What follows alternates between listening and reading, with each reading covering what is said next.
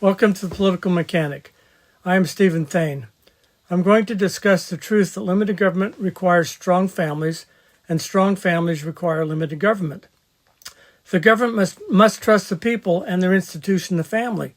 Limited government, by definition, is people having more power and more responsibilities than government. Notice leftists believe society is improved by giving government more power to control the people. Democrats don't trust the people to act wisely, so they can't create limited government policies. It is impossible. They believe only government has the purity and wisdom to act. Let me give you an example. On Monday, the 13th, I spoke to two Democrat senators about an education bill. This bill would have given the parents of a good student the ability to seek reimbursement from the school district for enhanced educational activities outside of the school. Another day we can discuss its pros and cons. I was interested in her reaction. I was actually appalled at the Democrat senator's reaction. She said, "I can't support that. You can't give money to parents. What if there's sexual abuse in the home?" In effect, she said parents are sexual predators.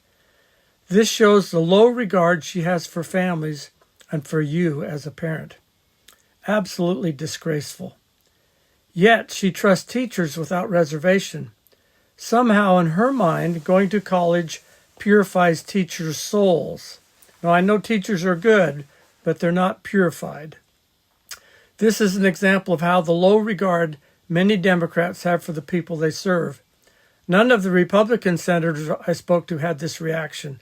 The Democrat senator's overriding concern was the needs of the school system, not the needs or concerns of families.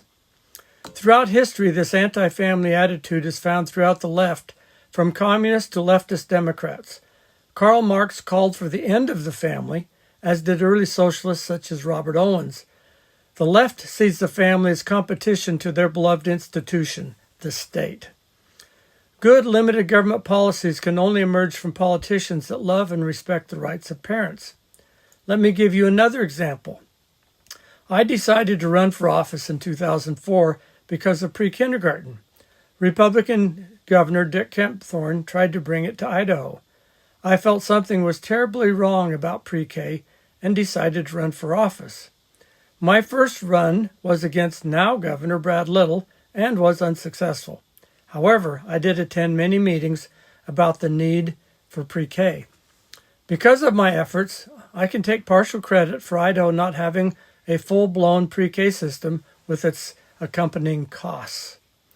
What I found out at these hearings is that every reason for pre-K was a direct attack on parents. Parents work two jobs. Parents are unqualified or uneducated. Parents have drug problems. Parents are too busy. Parents are not interested. Parents come from minority groups, as if minority groups aren't as smart somehow. Parents are too tired at the end of the day. Parents are in prison. And the list went on and on. Just one last point. I looked into one of the studies supporters of pre-K used out of Chicago. It said that 67% of children that did not go to pre-K graduated from high school, while those that went to pre-K graduated at a 71% rate. They claimed that this small increase of 4% would save the state money in welfare and incarceration costs. Do you see the problem?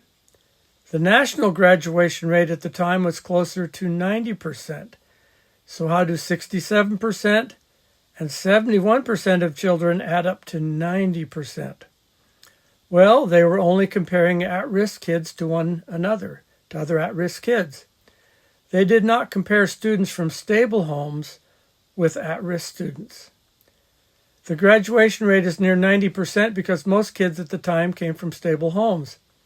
Their study actually showed that the stable homes are more important than pre-K. A proper application of the study would have been to determine what no-cost policies could be put in place to strengthen the home. I had the opportunity to debate both an ACLU lawyer and an economics professor about pre-K, and won both debates making these points. The economics professor from BSU actually agreed with me by the end of the debate. which made many of the liberal women in the audience very angry. An interesting point: the high school graduation rate for private high school students is 96% because of the quality of home life. The solution is stronger families, not stronger government.